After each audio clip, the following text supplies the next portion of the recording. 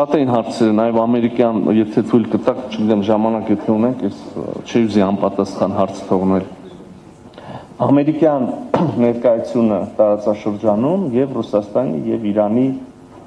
ընկալումները։ Ուրեմն ամերիկյան ներկայությունը տարածաշրջանում նոր չի։ Հայաստանում էլի կան ընկերություններ, որոնք ունեն ամերիկյան մասնակցություն եւ այլն։ Հիմա եթե մի խոշոր կան նաև, չգիտեմ, արգենտինական ընկերություն կա, ֆրանսիական կա, չինական եւ այլն, նրանցից շատերը ունեն շատ էական, ուրեմն խոշոր մասնակցություն էական ենթակառուցվածքներում, ակնհայտ հրապարակային ինֆորմացիա երևի չարժի ժամանակվատներ թվարկելու վրա։ Հիմա այս նոր նաև չեմ ուզում ժխտել այն ինչի մասին, որ խոսում ենք եւ նոր պետք է բացվի կամ վերակառուցվի կամ կառուցվի, օրինակ երկաթուղին Հայաստանի եւ Ադրբեջանը կապող։ Իհարկե շատ մեծ քաղաքական ուշադրություն է հրավիրում եւ չեմ ուզում ասեմ դա մի ստանդարտ այնպիսի բան է, ինչպես օրինակ չեմ կարող ասել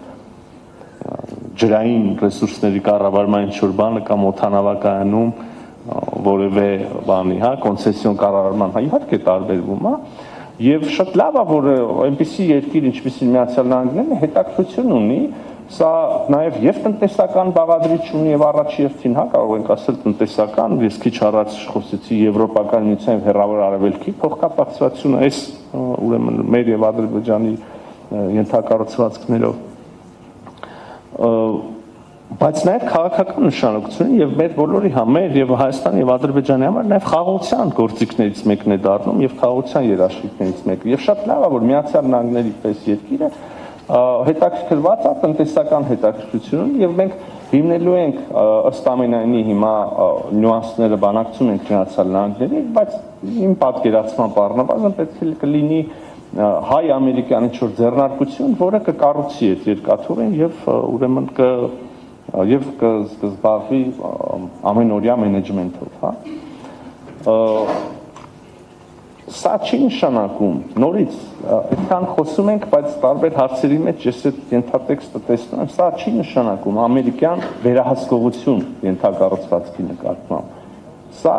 բոլոր այն հարցերը, որոնք վերաբերելու են ինքնիշխանության իրավազորության, լուծված են։ Լինելու է Հայաստանի ուղիղ ինքնիշխանությունը այդ ենթակառուցվածքի նկատմամբ, գործելու է Հայաստանի ուղիղ իրավազորությունը, այստեղ երկրորդ կարծիք լինել չի կարող, որովհետև առնվազն դա ստորագրված է արդեն եւ հրապարակված է։ Եվ հետեւաբար վերահսկողություն, անվտանգություն, դրանից բխող բոլոր բաները դա Հայաստանի Հանրապետության ինքնիշխան բացառիկ իրավունքն են եւ այդ իրավունքը որևէ կերպ չի խախտվելու։ Խոսքը գնում է տնտեսական մենեջմենթի կառուցման եւ մենեջմենթի մասին։ Այ սրա համար էլ, քանի որ սրա մասին է խոսքը,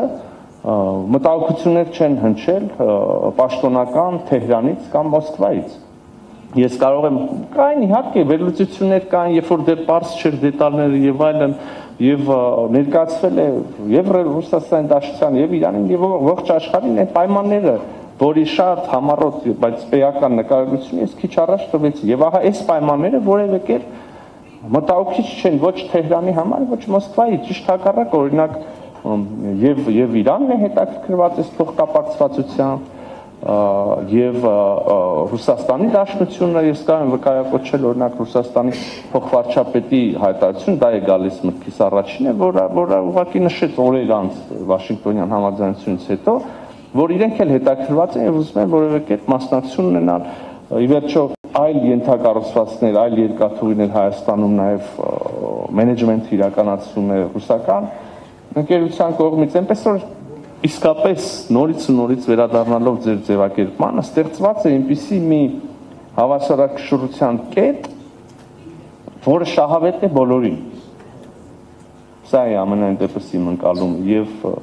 եւ հենց դա էլ երաշխիքն է նրա, որ այս ամեն ինչը կկենսագործվի եւ կունենա երկար կյանք։ Չմոռանաք հավանել տեսանյութը եւ բաժանորդագրվել Civic AM-ի YouTube-յան էջին։